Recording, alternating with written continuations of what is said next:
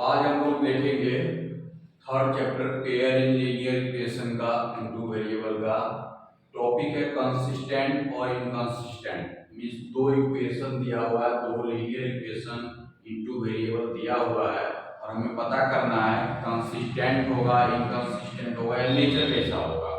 ठीक है, तो इसे जानने के लिए हम लोग देखो क्या करेंगे, x का जो कोफिशिएंट होगा, y का जो कोफिशिएंट होगा और कांस्टेंट टर्म जो होगा इसे डिवाइड करके हमें रेशियो निकालना है। मींस x के आगे a1 है, x के आगे a2 है, ये a1 अपॉन a2 डिवाइड कीजिए, y के आगे जो कोफिशिएंट है b1 अपॉन b2 इसको डिवाइड कीजिए, divide a1 upon a2 b1 upon b2। अगर इक्वल नहीं आया, ये पार्ट और ये पार्ट अगर इक्वल नहीं आया तो समझिए कंसिस्टेंट होगा, यूनिक सॉल्यूशन होगा और लाइन इंटरसेप्ट करेगा। कंसिस्टेंट होगा, यूनिक सॉल्यूशन होगा और लाइन इंटरसेप्ट करेगा। मतलब ये लाइन और ये लाइन का ग्राफ बनाइएगा, दोनों लाइन एक पॉइंट पे कट करेगा। मींस एक पॉइंट कट करेगा मींस x और y का एक वैल्यू होगा।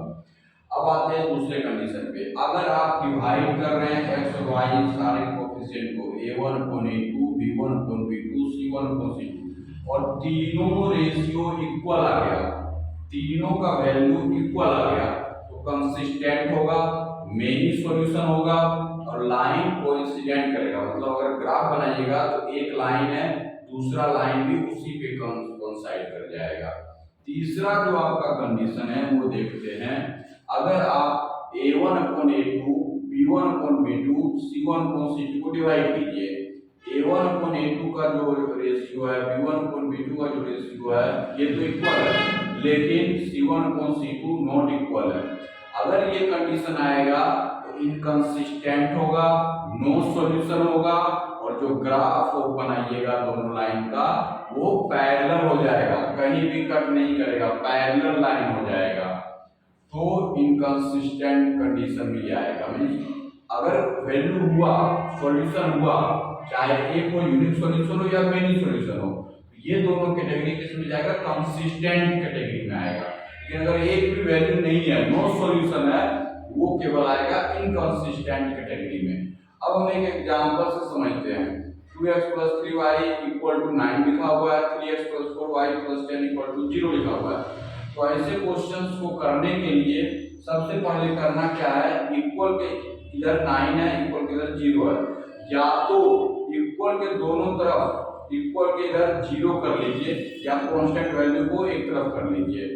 ऐसा नहीं कि इक्वल के इधर 9 है, इक्वल के इधर 10 है, तो हम क्या किए, सबसे पहले इक्वल के इधर 9 था तो क्या किए हम लोग, इसको इस साइड में भेज करके =0 कर लिए। अब =0 कर लिए, ठीक है। अब हम क्या किए, सारे के कोफिशिएंट को डिवाइड करके देख रहे हैं। यहाँ पे x का कोफिशिएंट 2 है, यहाँ पे x का कोफिशिएंट 3 है, 2/3, 3y का कोफिशिएंट 3 है, यहाँ पे y का कोफिशिएंट 4 है, 3/4। आगे चेक कर लीजिए, दोनों को देख लेते हैं। तो ये क्या लिखा हुआ 2/3, ये क्या लिखा हुआ 3/4। अब देख रहे हैं कि ये और ये इक्वल नहीं है, मींस इस कंडीशन में आ गया कंसिस्टेंट, यूनिक सॉल्यूशन और लाइन इंटरसेप्ट, इस कंडीशन में आ गया। ठीक है, तो ध्यान रखना, ये बहुत ही इंपॉर्टेंट टॉपिक है, तो अच्छे से ध्यान रखना इसे।